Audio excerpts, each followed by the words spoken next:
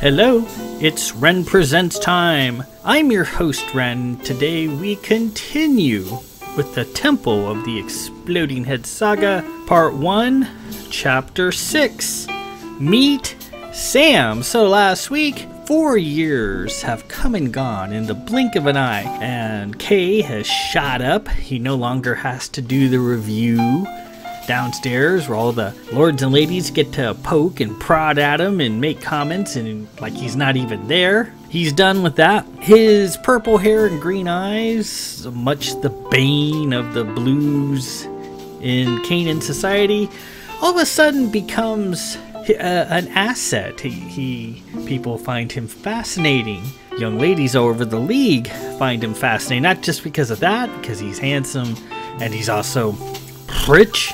So why wouldn't he be fascinating to these people? But his pile of correspondence, and in case you're wondering, in the League, even though it's a spacefaring technological society, it's a custom that lords and ladies correspond with each other longhand with pen and paper. How about that? They even know how to write cursive. How about that? That's amazeballs. So yeah, if you're interested in somebody, you can't vid them up or give them a call, even though these things are available. And the lower houses, the commoners, the commoners can do that. But if you're a blue lord or lady, no. You have to get out a sheet of paper with no lines on it, write a beautiful longhand letter, probably in cursive. And Kay, his pile never seems to be very big or interesting. He gets a few letters here and there, but not much. His sister, who's younger than he is, Lady Kylos, has a huge pile of correspondence. And as we find out later, his cousins, the oft-mentioned but still not seen, Lady Sarah and Lord Philip, even they get more correspondence than Kay does. I wonder why that is. Well, we'll get back to that later. Kay's been conducting his friendship with Sam for 4 years, still going into the chapel, reading her the posts, arguing about that, having a very close camaraderie. And Kay is kind of done. He's like, Sam, I know nothing about you. We've been talking for 4 gosh darn years, and I don't even know where you live. I don't know what house you come from. I don't know what you look like. And Sam was like, well, that's just the way it is and the way it has to be, in so many words. And he's like, well, why? Are you scarred? Are you hideous? And she's like, no. And then he says, are you a sister, like in a cloister? You're not supposed to be talking to the masses out there from your cloister? And she's like, no, I'm not a sister. Then he asks her if she's a Xenon girl. And Xenon girls on Cana are girls from the Xenon region, obviously. And they're known for being very petite, very lovely, very social, generally very pretty. And Kay's like, are you a Xenon girl? That would be cool. Maybe you're a Xenon girl who's also a sister. And Sam's like, no, I'm not a Xenon girl. Damn it, I've told you that 1,000 times. And then she says, I'm considered very attractive. I've had my pick of various suitors from other houses nearby, but I turned them all down because they're not you. And she says, I've considered you my secret boyfriend for a long time, and she wants to know if he considers her his girlfriend, and he says no, because you're a voice, that's it. And she's a bit put off by that. And then he says, I want to meet, and she says no. And then he challenges her to a game of 5 questions. He says, if I can figure out where you are within 100 miles in 5 questions, you have to agree to meet. And she agrees. Okay, let's play. And sure enough, he says you're in the southern continent on the Xenon Highlands. And he's actually pretty close. He's pretty darn. If you look at this map of Cana, there's a southern continent. There's the Xenon region right near the great Amenelos forest, and slightly to the west is the huge Lake Monoma. You know, it's almost big enough to be an inland sea that's always covered in clouds and fog just because of the weather, or maybe it's other things that make it shrouded in fog, but that's where the Monomas live mostly, right by that lake. So Kay's pretty darn close, but she says nay, and then he says, well, then piss off. I'm not coming back in here. And she's very upset. And then he finds a letter on his pillow. It's written from Sam in gorgeous script. It says, okay, fine, you want to meet, let's meet. But I warned you. So that's where we left off. Also, we see Kay had been expected as part of his duties to sit in an audience with an esteemed guest of the household, a good friend of the house, Countess Hortensia of Monoma. And he goes in there, and she's a very big lady, very different. Monomas get old, unlike elders don't get old. I hope that is clear, that elders live their life young. There's pretty much no difference between someone who's 20 and someone who's 200. They look exactly the same. They're not immortal. Well, not really, but yeah, and they call it that once you get over 200, you give your time of goodbyes, which means I could kick the bucket at any time. And that's one of the drawbacks, is you never know when you're going to go. You're just, boom, dead. So, but Countess Hortensia is an old Monoma, and she looks old. Her coal black hair is grayed. She's has problems with the cold in the north, so she has to be bundled up. And even though we haven't seen her yet, we hear a brief glimpse of Sarah's voice, and Sarah just loves to talk whenever he's supposed to go in there, just to fill up his ear, like, oh, she's a witch, witch, and look how big she is. Her belly is just full of little boys just like you. Sarah, as we're gonna find out, has a big mouth and can be rather crass, and she's got a thing for Monoma. She's kind of afraid of them because she mentions the word berserkicide. I haven't really covered that yet, but we'll find out what a berserkicide is, and it's not pleasant at all. And Sarah, even though she's full of a lot of bluster, is pretty afraid of berserkicides, and you really should be. I mean, they're not there to drink tea when you encounter one. They're there to drink your blood. Well, anyways, off of that horrific subject, let's begin. It's chapter 6. This is book 1 of the Temple of the Exploding Head Omnibus. This is The Dead Held Hands. That's the name of the book. Part 1, Kay and Sam. Chapter 6, Meet Sam. So let's ride this roller coaster that we're going to be going on here, because I'm pretty sure this meeting with Sam isn't going to go well. But let's find out.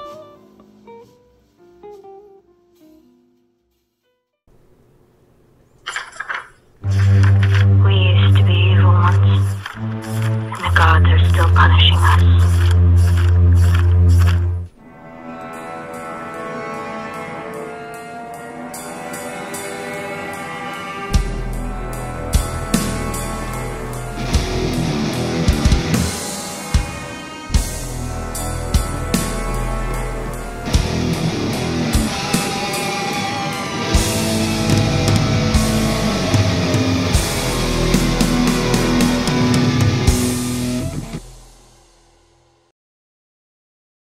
The next morning, Kay got up and dressed in his best. He wore the purple and black coat that his mother had made for him, and his favorite Vith boots. He made sure his boots were nicely shined.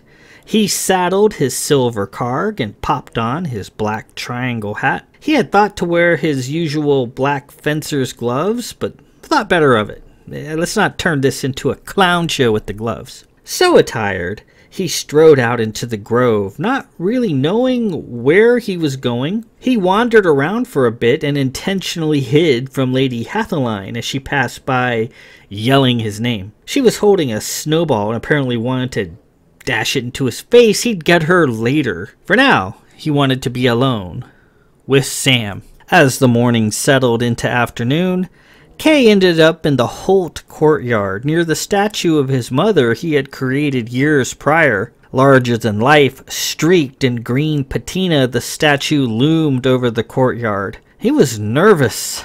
What if Sam was morbidly ugly or somehow deformed? Why else would she act in such a mysterious fashion? She was from the south near Xenon. She had to be. And the Xenon girls were usually very pretty with tawny or auburn hair, and in the past he had tried to zero in on her by the few words of her native tongue that she slipped out every so often. She was very careful about letting him hear too much of her language, and he made sure to write down as best he could the few words that got through. Clearly, Sam wanted to share it with him, but was preventing herself.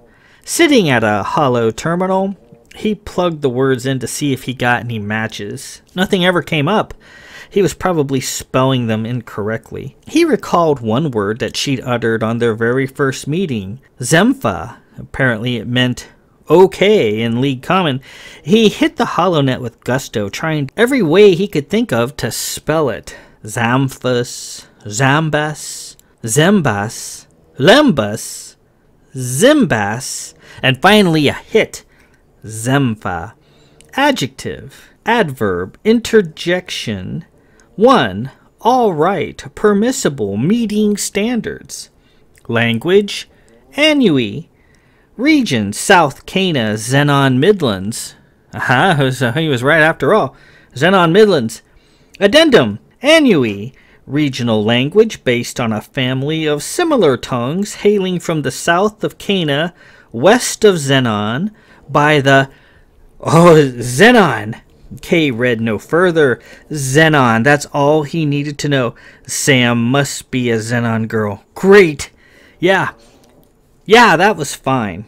Sam was a Xenon girl. So, where was she? As he waited, his mind began to turn. How was Sam just going to appear in the Grove? For her arrival, certainly there had to be a retinue of ships coming from wherever. Certainly the ship's occupants had to announce themselves, and certainly the staff would have a proper reception prepared for them. How had she have done any of the things she was apparently able to do? As Kay's thoughts turned, he barely heard a soft voice coming from behind him. Kay? He spun around. Standing in a thick copse of trees behind the statue was a figure. Kay smiled and took a step forward. Sam? Is that you? The figure nodded. Yes, it's me, Kay. Why are you standing in the growth of trees? You could hurt yourself. You could twist your ankle. Come out here. Tentatively, the figure emerged. She was hunched over a little, wearing a thick overcoat, covered with a fur over top. She held the opening of the coat tightly shut. She had a long wave of curly blonde hair that went down to her knees. There was a flower nestled in the mass of her hair. She had sparkling blue eyes. She was trembling and seemed to be in some discomfort. Where did you come from?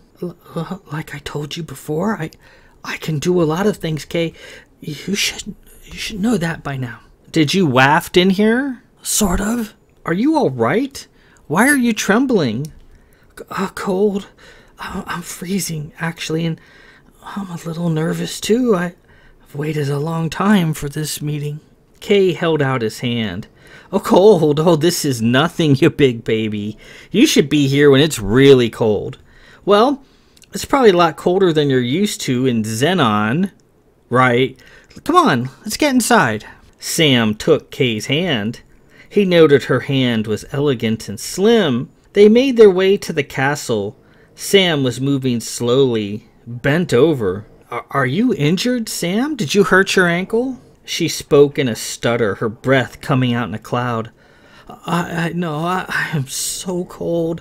This was a mistake, Kay. I should go home and come back when it's a little warmer. Or we should have met inside. I didn't think it would be this cold. She put her hand on his cheek and approached to give him a kiss. The hand transformed. It was chalk white, ghastly of power like that of a corpse, and her fingernails were like black daggers. Sam fell over, struggling for breath. Kay rushed to her side. Sam, let me help you. The castle's just this way." When she looked up, the blonde hair and blue eyes were gone.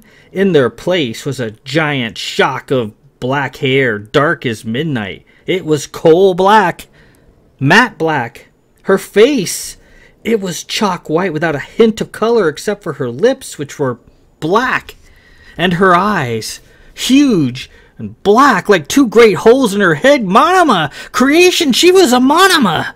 Sarah's voice filled his head.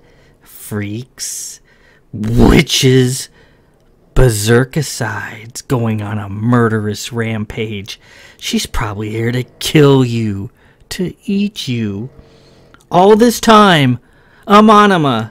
He jumped away and she feebly reached out for him. Her coat and fur fell away. Underneath was a rail-thin body, wrapped up in a black gown with black on black design stitched in the fabric. And there was a chain on her skirt. A chain! Creation, you're the pale ghost, Sam. You lied to me. Okay, I'm sorry. I didn't. Kay lurched back instinctively and unsaddled his carg. Witch, he cried. You slavering beast. Sam pleaded with him, her black eyes large and strange. Kay, she said, her voice strangled with emotion. Kay, please. Kay leveled his carg at her throat, the same carg she had helped him create 4 years ago. Her black lips pulled back in anguish. So that's why all the secrecy, that's why all the hiding and lying. Have you been laughing at me all this time? Be gone from here and trouble me no more. Sam's face crumpled up in sadness. A tear fell from her black eye, a plain old tear. She crawled away, summoning whatever strength she had left, and was gone in a blink. Only her coat and fur, lying on the frozen cobbles, bore proof she had ever been there at all. Several days later, the whole family was taking a speed barge to Saga, a large city on the windy western island of Barrow. It was a long way to go, but once out in the open water, the barge could move fast. Countess Sigillis had transacted a large sale of new fabrics to the House of Cotton, which was located in the south of Saga, and was headed there to complete the sale in person. The whole family came to see the sights. As usual, Lord Davidge piloted the vessel, which could fly and submerge if need be. Countess Sigillis, her dark red hair flying in the breeze, sat at his side. Kay and Lady Kylo sat behind them, and in the back seat, all bundled up, was Lady Hathaline and Lord Mazer, locked in his little seat. One of the children was in trouble. Hath was salty, had been punished by her mother. She had wanted to stand at the front with her father, as always, and help pilot the ship, and she raised a fuss when she hadn't been allowed to do so. Finally, Lord Davidge gave in. "Come on up here, Hath, and help me steer this Leviathan," he said to her as the barge came around Mount Holly Cape, picking up speed. All smiles, Lady Hathaline went to the front, standing there like a pint-sized version of the Countess. Everybody looked around, admiring the scenery, except for Kay, who sat in his seat and sulked, the point of his triangle hat aimed at the floor, and Mazer, who babbled and drooled. Sam, a monoma witch. All this time, all the stories that Sarah told of the strange, lonely people hiding by the banks of their black lake, casting spells, seeing the future. Freaks, monsters that sometimes went mad with rage. Berserkicides. He hated her. He missed her. He couldn't even go into the eastern wing of the castle where their chapel was. It hurt too much. Their chapel. What a sad joke. Sigillis looked back, making sure that Mazer wasn't trying to wiggle out of his seat, and saw Kay. Kay? Why the long face? You've not been yourself the past few days. Is everything all right? Sigillis tapped him on the hat. Oh, he's never all right, Mother, Lady Kylo said out of the corner of her mouth, trying to get a response out of him, her whitish-blue hair flying in the breeze. Davidge looked back when he could. Hath was holding the barge's controls in her 11-year-old hands. Well, Kay, out with it. You're depressing me. Perhaps we can help. Kay shrugged, ready to sit there and sulk, and then changed his mind. Mother, I've acted out of turn. And how so? I have maintained a close communication with a voice for the past 4 years. I should have made that known to you. A voice, Lady Kylo said. Are you a nutter, Kay? Do you require a bib to drool on? Sigilla smiled. I see. Well, please go on. I should not have allowed it to happen. I should have gathered more information. Why, Kay? Because the voice turned out to be that of a Monoma witch. A witch? Davidge let off the throttle a bit. Yes. She appeared to me a few days ago, and she was a Monoma. I thought she was a Xenon girl, but she's a Monoma. And, what would a Xenon girl possibly want with you? Lady Kylos asked, chiding. How dumb can you? Kai, Sigilla said. That's enough. Please leave your brother alone. Lady Kylos sat back and turned her attention to the passing seascape. Sigillis turned back to Kay. Go on, Kay. So she revealed herself as a Monoma. Then what did you do? I unsaddled my carg and told her to leave at once. I told her I never wished to speak to her again. The barge slowed. Davidge turned. Kay, he said, in 17 years you have been our pride and joy. You have always been such a wonderful, mature boy, and we have been fortunate to have a son like you. All of our children are special, but you, Kay, are truly unique. I must say, however, I have never been so disappointed in you. The word stung Kay. Disappointed? We have tried to teach you better, have we not? Davidge said. But a Monoma. Sarah has said your cousin, Lady Sarah, needs to grow up a bit. And apparently so do you. His mother came back and sat down next to him. Kay, how wet do you think your father and I are in our own home? A secret communication with a voice from nowhere? Kay, we granted Lady Samadoran permission to contact you in her special way 4 years ago. Countess Hortensia of Monoma was our good friend, and Lady Samadoran was her youngest granddaughter. And she was there the day you were born. Did you know that? She was just a girl, about half's age at the time. I remember her grandmother lifting her up so that she could peer down into your crib. The wonder on her little face. Her gift to you that day was that little gazelle you keep. She gave me my gazelle. Yes, she made it herself, just for you.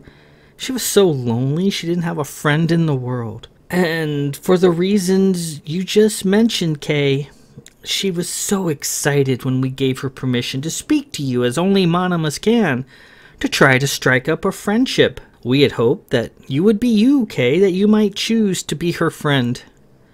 Her eyes, her claws. Sigilla smiled. That's why we were always so keen on you spending time with Countess Hortensia before she passed away. To show you that Monomas are good people, kind people. Elders rest her soul.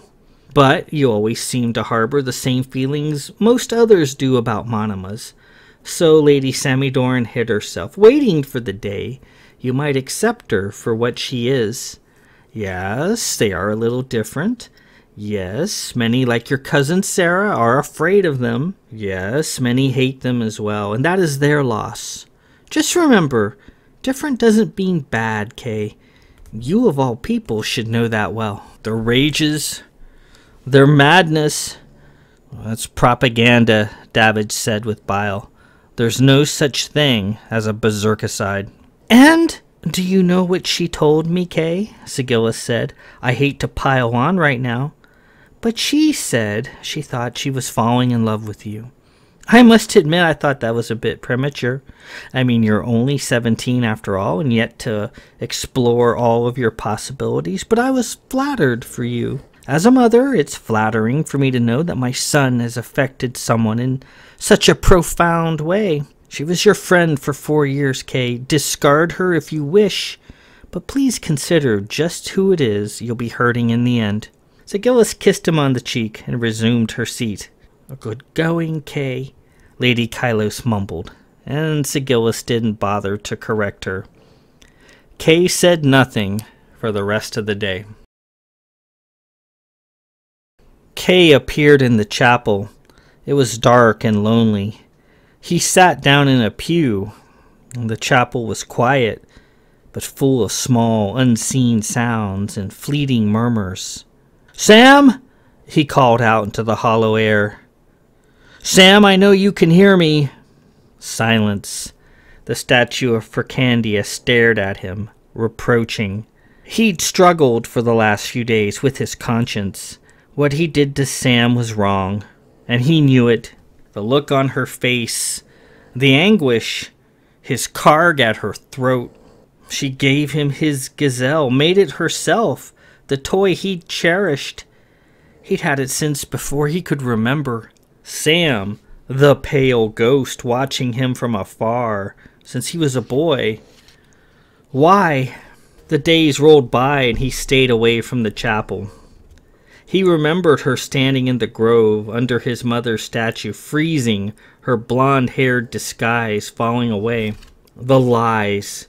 Perhaps that's what had made him so angry. Why didn't she just tell him?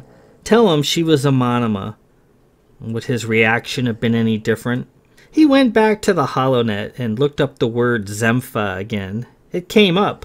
Zempha, adjective, adverb, interjection. All right, permissible, meeting standards. Language, Anui. Region, South Cana, Xenon Midlands. Addendum, Anui, regional language based on a family of similar tongues hailing from the south of Cana, west of Xenon, by the Monima tribes of Astralon, Zerb, and Nebulon. Known as Monima Noble, it is Monima. All he had to do was read, and there it was. Kai was right. He was dumb. So how was he going to do it? How was he going to say he was sorry? Completely devoid of a plan, he grabbed her coat and fur and headed into the chapel. "Sam, I'm sorry," he said into the echoing dark.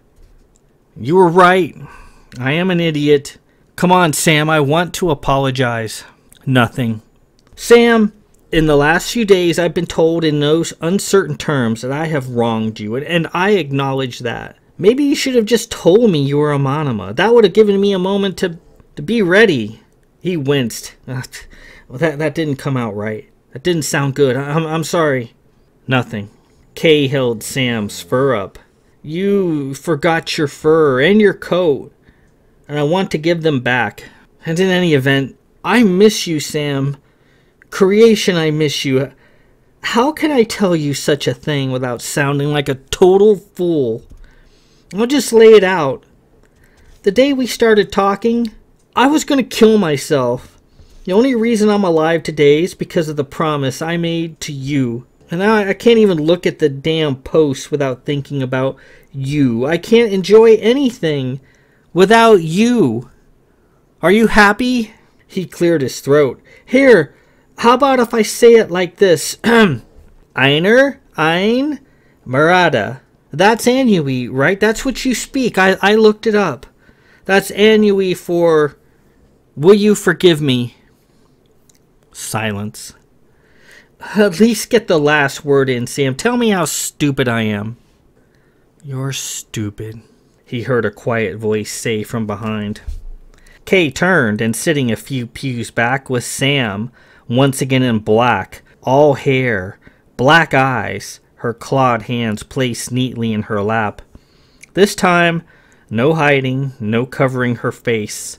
There she was, ghastly white and matte black, hair all over the place. She looked like a ghost. Her mouth was small and sad. Her downcast eyes were huge, her eyelashes long and feathery. She wasn't ugly. Rather, she was quite pretty. She was beautiful, in fact, now that he looked at her. Perfect. Just those huge eyes, those black holes in her head. "You called me a witch," she said softly. "I've heard it before.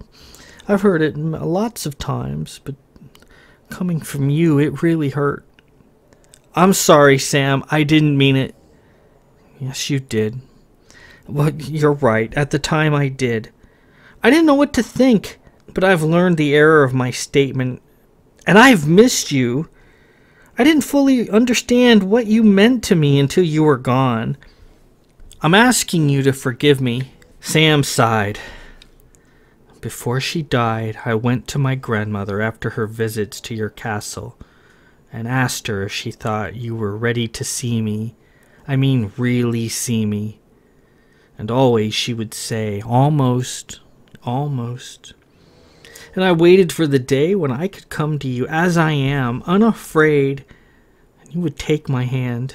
I was so eager for it." She paused and sat silent for a moment. I guess almost is as close as I ever came. I'm going to leave now, okay, and I'll not be back. I'm sorry I'm not what you were hoping for. I'm sorry I'm not some golden-haired beauty from Xenon. I'm sorry I'm not a sister or one of those Xenon girls that you talk about all the time. I'm sorry I disappointed you. I think that's what hurts most. I just wanted to say goodbye." She looked utterly miserable. "Were you the pale ghost that used to follow me around and hide my things?" "Yes." "Why did you do that?" "I've done lots of things, Kay, and all for you." She turned to leave. She moved in a haggard fashion. "Goodbye." "Do you want to say goodbye to me, Sam?" She didn't answer. Kay stood and unsaddled his Karg. "Sam, wait. Before you go. The last time we met, I pointed this at you. I leveled it at your throat. I keep seeing that look on your face in my head over and over. Please, take my Karg. You helped me create it, and I'm giving it to you as a token of my shame. I want you to have it." Sam stood there and looked at the gleaming Karg. "I made this with my own 2 hands, Sam, just like you made my gazelle with yours. I've cherished that little toy that you made for me. It kept me safe when I was a little boy. Take my Karg. Let it keep you safe, too." Sam reached out and took the Karg, holding it with both hands, her fingernails interlacing. "Don't go, Sam. I'm begging you. I'm asking you to forgive me. I've learned my lesson.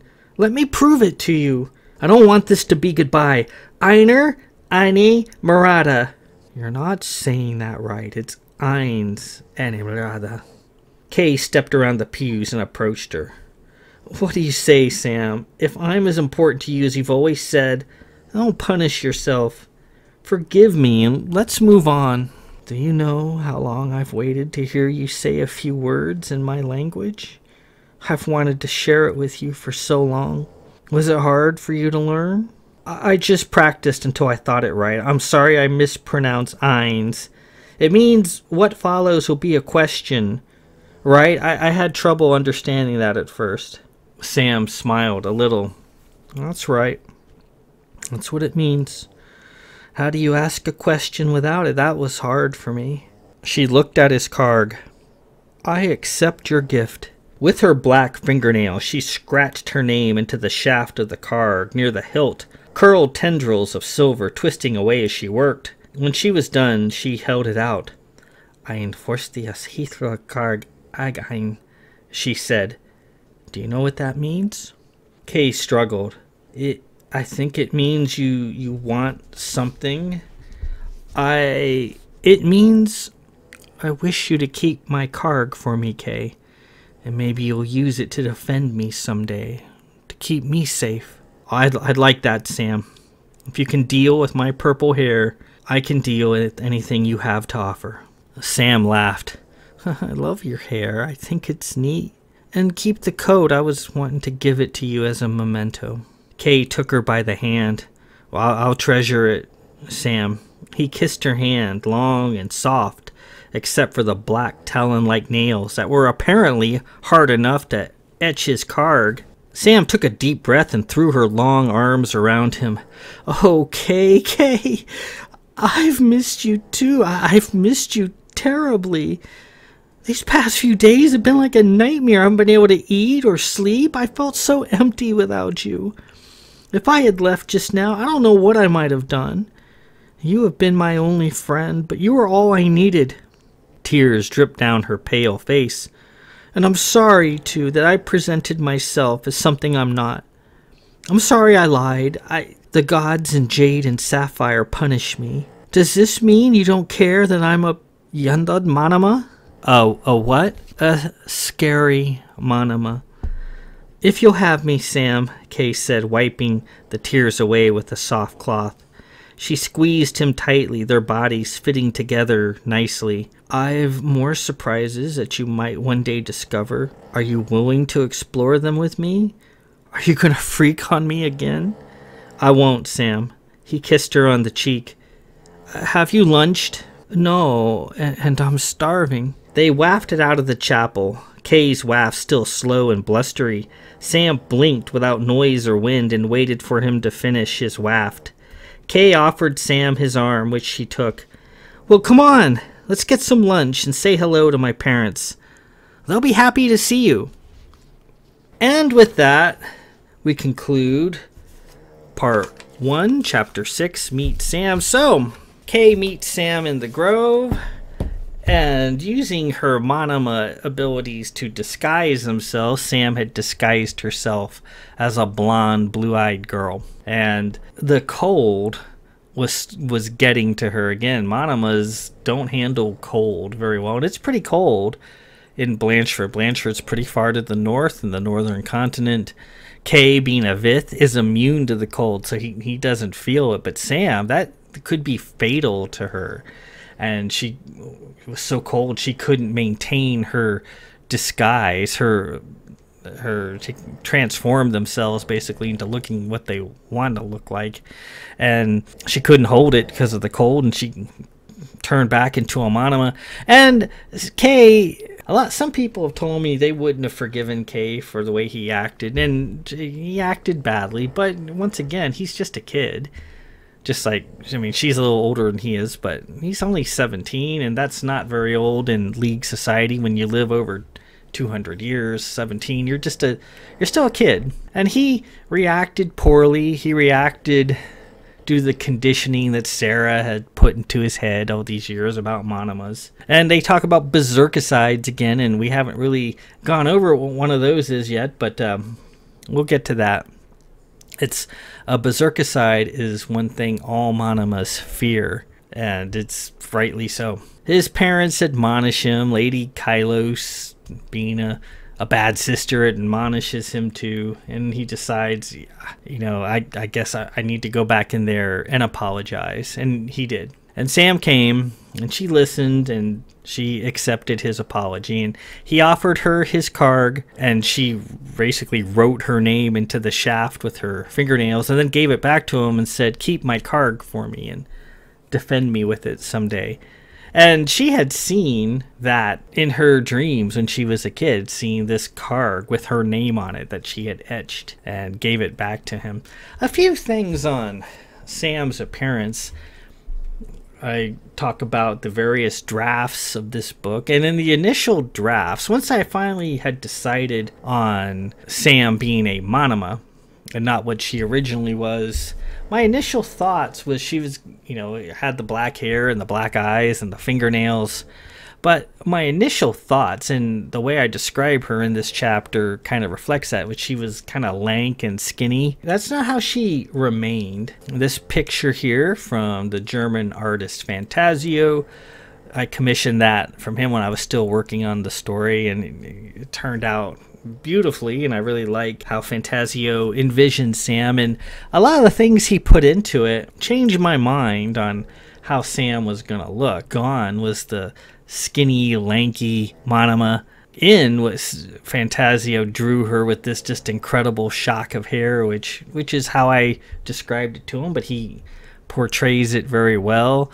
She's got her clawed hands, her big black eyes with the eyelashes, and then he drew her with these notched lips, and I thought that was really interesting. And just the form he gave her, instead of being tall and lank, he made her very buxom, very filled out, very hourglassy, and I like that look. So eventually I start describing Sam in that fashion, but in this earlier part of the book, I still talk about her like she's very skinny and lanky, but that's not how she ends up. She's, you know, a greater Monoma, a bigger Monoma. They're more larger, more filled out. Sam's around 6 feet tall and a lot higher than that with her hair. And that chain that's wrapping around her skirt, I asked Fantasio, what is that? He goes, I just thought it was cool. Oh, yeah, it is cool.